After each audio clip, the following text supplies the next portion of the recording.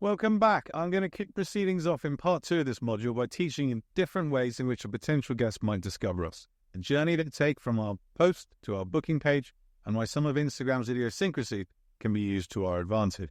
I'm going to start by pointing out that there are two main surfaces from which our short-term accommodation businesses are usually discovered. The first is in the Explore page, known as the Explore surface. This is presented every time someone on the Instagram taps the magnifying glass icon at the bottom of their app.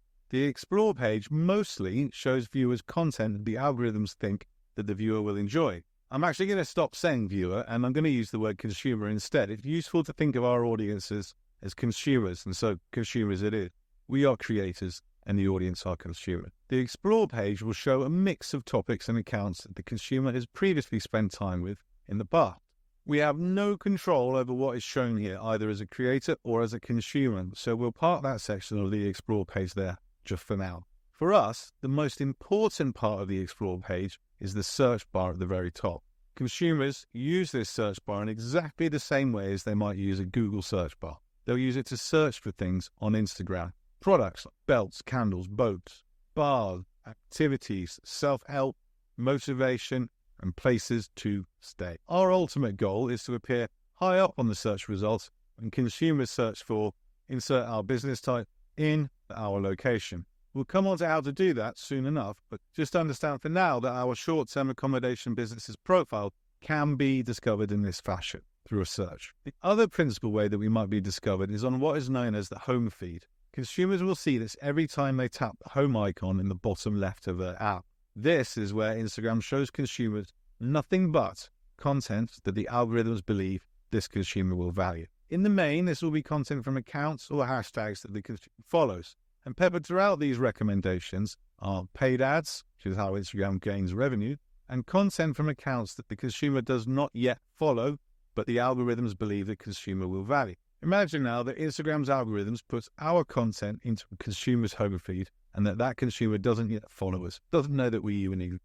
The algorithms will have done so because consumers similar to them will have already valued our content. So this consumer likes what they see and may tap the post in order to see more of it. They then enjoy and value what else is revealed to, so they tap in order to see our profile. Right.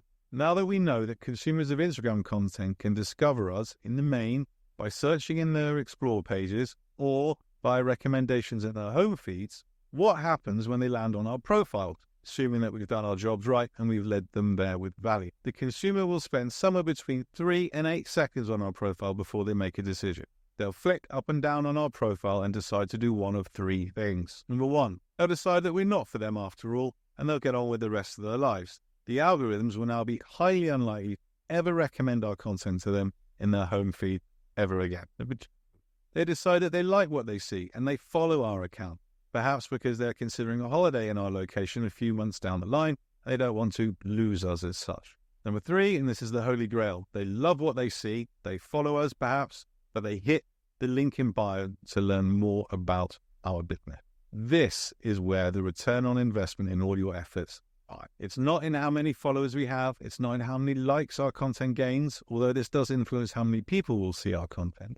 The return on investment lies in how many consumers visit our profiles and how many ultimately give us their undivided attention by tapping the link that takes them onto our websites or booking pages. If we have done our job successfully as content creators, as marketers, when they hit that link, they will have just 3 questions remaining. Have we got vacancies for when they want to travel? Can they afford us? And where is that book now button? Now, here's where Instagram differs from most of the other social media platforms. Instagram permits us just one location where we can have a permanently clickable link.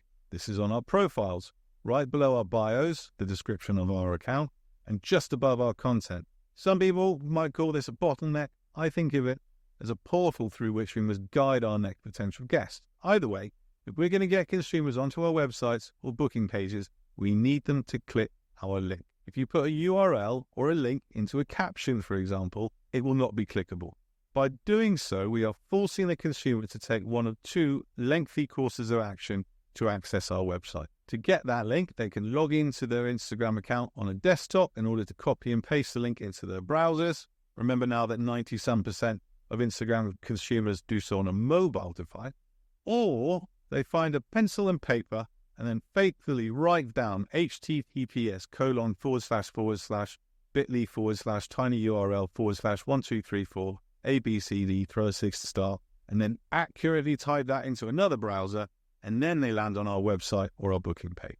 No one, literally no one, is going to do either of those things in this age of limited attention. Unless, of course, your content is beyond amazing and they feel absolutely compelled to visit your website. So we must make the journey from our content and our posts to the profile and onto our website as smooth and as seamless as possible, or we risk losing our next potential guests along the way. So please empty your cup of everything you think you know about social media platforms. Facebook, LinkedIn, etc. all allow clickable links in captions. Instagram does not. After all, it's in Instagram's interest for consumers not to leave their platform. There are other notable differences, but from a strategic point of view, this is by far and away the most important distinction.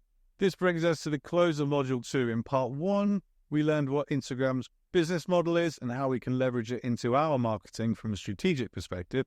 I hope that Part 2 has put some more meat on these bones by describing at a high level how our next potential guests are likely to discover our content and the journey we must lead them on in order to get them through the portal that is our profile and onto our websites and booking pages.